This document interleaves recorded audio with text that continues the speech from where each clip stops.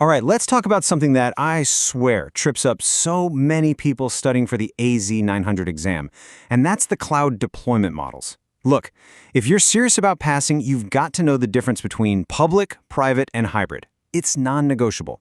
So let's get this sorted right here, right now. Come on, you know the feeling, right? You're cruising through a practice test, feeling good, and then bam, a question hits you. Public, private, hybrid, and your mind just goes blank. It's seriously one of the most common hurdles, but don't worry, we are going to clear this up for good. But here's the good news. You're definitely not alone. And honestly, it's nowhere near as tricky as it feels. I'm going to break this down so simply that I promise by the end of this, you'll actually be hoping these questions pop up on your exam. For real. Okay, first up, the public cloud. Shared, scalable, simple. The easiest way to get this is to picture a public bus. Seriously, it's a shared ride, right? You pay for your seat, and that's it.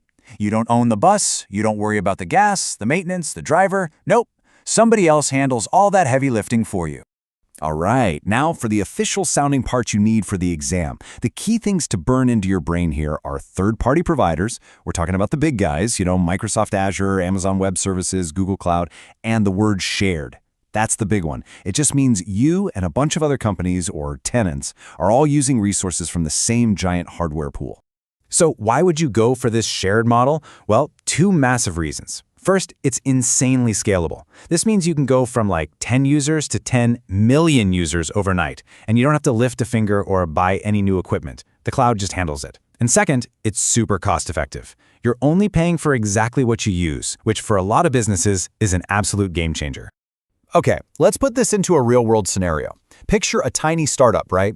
They've built this awesome new mobile game, but they have no clue if 100 people are going to download it or if it's going to go viral and hit 10 million downloads in the first week. The public cloud is their best friend. They don't have to spend a fortune on servers they might not even need, and if the game blows up, boom, the cloud just scales right along with them. It's perfect. All right, so we've got the public cloud, our shared city bus. So what's the total opposite of that? That's right, the private cloud. If the public cloud is a bus, think of the private cloud as owning your own personal car. It's all yours. You decide who gets to ride in it, where it goes, what music plays, total control. But, and this is a big but, you're also responsible for everything. The gas, the insurance, the oil changes, all of it. And that brings us to the magic words for the AZ-900 exam, single organization. That's the key differentiator. With a private cloud, every last bit of the computing power, the storage, the network, it's all dedicated to you and only you. Nobody else is on your hardware, period. Okay, so you're probably thinking, why on earth would anyone pay more for this? And the answer boils down to two huge words: security and control. For certain organizations, think about ones that handle super sensitive data or have to follow really strict government rules, sharing their infrastructure with anyone else is just a complete non-starter. They have to control every single piece of their setup to guarantee security and stay compliant. So what's a perfect example of this? Think about a massive bank. I mean, they're dealing with your money, my money, all this incredibly sensitive financial info. And they have regulators breathing down their necks. They can't take any chances. They need their own private Fort Knox-style environment where they control everything. For them, a private cloud isn't a luxury. It's an absolute necessity. Okay, so let's recap.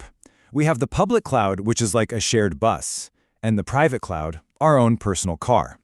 But what if you need a little bit of both? Well, that's exactly what the hybrid cloud is for. Think of it like this. You own a car for your daily commute and errands, but when you need to go to the airport, you call a rideshare. You're using the right tool for the right job, mixing and matching. And the official definition is, well, it's pretty much exactly what it sounds like. It's just a computing environment that combines a public cloud and a private cloud. The really important part is that they're connected in a way that lets data and applications flow between them.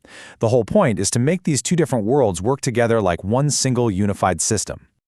And this right here, this quote, nails the why behind a hybrid cloud. It's all about strategic placement. You get to be picky. You put your everyday, less sensitive stuff out on the flexible, cost-effective public cloud. But your super secret, mission-critical, can't ever leak data, that stays tucked away safely inside your private cloud.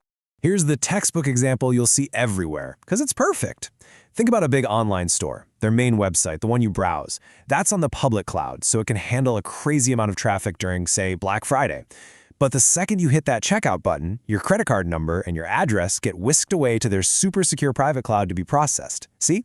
Best of both worlds, scalability and security. Okay, everybody, get your phones out, screenshot this slide right now. Seriously, this is your ultimate cheat sheet for the exam. We've got ownership, the #1 key benefit, and the best use case for all three models side by side. If you can burn this table into your memory, you are going to be golden on exam day. All right, let's bring it home. I'm going to give you a few dead simple tips to make sure you crush these questions when you're sitting in that exam room. Let's create some quick and easy mental shortcuts. This is how you cut through the noise when the pressure is on. It's all about word association. You see a question talking about unpredictable traffic or saving money, your brain needs to scream, public equals scalability. You see words like maximum security, compliance, or sensitive data? Boom, private equals control. And if the scenario sounds like they need a mix of both, you got it, hybrid equals flexibility. Okay, final pop quiz. Let's do a gut check. If this exact question showed up on your AZ-900 exam right now, what's the first thing that pops into your head?